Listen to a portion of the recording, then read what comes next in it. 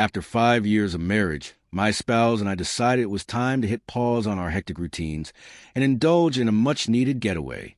The plan, a couple of weeks at a fancy resort, far from the noise of everyday life. Truth be told, our relationship had started showing cracks, and we were hoping this trip could be the reset button we desperately needed, not just for our minds and bodies, but for our marriage too. Since we didn't have any children and weren't planning on starting a family in the near future, the idea was to focus entirely on ourselves. But oh my God, not everything went according to the script. By the end of the trip, we both agreed to stick to our current lifestyle and postpone discussing having children for another time. However, one thing that stood out during this trip was my wife's deep affection for her parents. It became crystal clear the night before we left.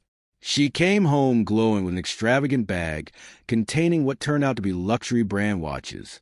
Caught me off guard, since as far as I knew, buying expensive gifts wasn't on our previous vacation checklist. Before I could say anything, she beamed and said it was a present for me, she claimed, but I wasn't buying it. My skeptical glance must have given me away, because she quickly burst into laughter and clarified it was actually an early anniversary gift for her dad. Her real reason. She wanted to snap some photos and post them on social media before we left. I watched her excitedly rush into the bedroom to set up her little photo shoot, taking endless pictures of the watch from different angles. Before I knew it, she was asking me to like her post, timed precisely for 20 minutes later.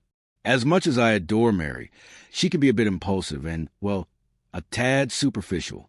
About a year ago, she quit her job to dive headfirst into blogging. And while her follower count has grown, the financial return hasn't quite matched the effort. It feels like her days revolve around posting random updates and obsessing over emojis on every photo we share. Fast forward to the vacation. Instead of relaxing under the sun and unwinding, I found myself on a trip with her social media addiction tagging along due to some unexpected expenses. Yes, that watch included. We even had to downgrade and give up the hotel room we'd initially booked. Frustrating? Absolutely. But be honest, I still managed to enjoy the beach, the warm sand, and the beautiful palm trees. Mary, on the other hand, seemed far less impressed. What started as minor disagreements in the evenings escalated into full-blown arguments night after night. Eventually, we hit a point where we just stopped talking altogether. I kept hoping she'd snap out her mood, but things only went downhill. Then I started noticing something odd. My wife began disappearing in the evenings. When I asked where she was going, she'd casually say she was hanging out with a friend and heading for a swim at the pool. The thing is, every time she left, she'd wrap herself in a towel. But here's what stood out. I couldn't see the straps of her swimsuit. Something about it didn't sit right with me. What kind of friend had she suddenly made and swimming naked? It didn't make sense. One evening, as she left the room again, that towel draped over her shoulders, I couldn't shake the feeling that something was off. My mind was racing, and curiosity got the better of me. Without wasting a second, I rushed out of the room and headed straight for the pool. There was obviously no one there. After coming to my senses, I decided to take a walk on the private beach. There were usually no people here after sunset. However, there were private villas near the hotel, and their guests sometimes went for a night swim. Walking on their property was forbidden, but as I pondered, I wandered toward the path and heard laughter nearby. I quickly hid, but then I recognized that laughter. It was my wife. I found her in a hammock with another man. They hadn't even bothered to hide inside the villa.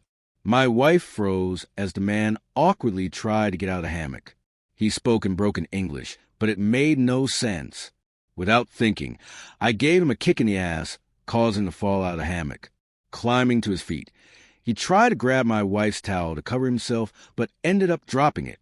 My wife climbed out of the hammock and chased after her lover, as I assumed she would. However, she picked up the towel, tried to wrap it around herself, and made a grimace. "Damn, it's wet," my wife reprimanded, fixing her hair and looking at me with her head up. "It's not what it looks like. Come on, tell me an incredible story." "How can it be explained, Vincent?" "I was just joking around, trying to play a joke on you, and I succeeded. Nothing serious." I love only you." She gestured toward the private villa. She threw a towel at me, stained by her infidelity, but missed. I spat and turned to walk back to the hotel. "Get me some clothes." Mary shouted curses after me, but I just smiled and kept walking.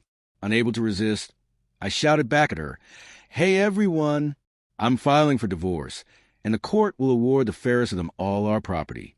Knowing you, I'd say the meanest one will win." And with a heavy sigh, I added, "I'll see you in court." In the room, I hastily packed my belongings, fully intending to go register my eviction. But then it struck me. I had already paid for the rest of my stay, and even the plane tickets. Why should I leave? So I approached a receptionist, and after a brief conversation, my double room without meals was transformed into a single room. I also requested that my wife be given the plane ticket, so she could attempt to exchange it for the keys to our apartment. It was stashed away in my purse, ready for my return. After all, I still had a whole week of vacation left. Settling onto the balcony with a refreshing cocktail, I couldn't help but notice some commotion downstairs. Curiosity got the better of me, and I soon found myself witnessing the source of the noise. Half-naked Mary was being escorted out of the hotel by 2 guards, one holding her hand and the other dragging her suitcase. She was shouting profanities, claiming to be a blogger with a large following who could have advertised for the hotel. But it was all in vain as she was quickly shoved into a cab and driven off. I couldn't help but think, good riddance, Mary. Back at home, the first thing I did was file for divorce, but it never made it to court. My father-in-law intervened, and after a man-to-man talk, we decided to keep things civil and avoid any legal battles. They relinquished any claims to our property, and my father-in-law even offered to return the watch he had gifted us on our anniversary. Of course, I declined. It was a good gift, but only reminded me of the failure of my first marriage.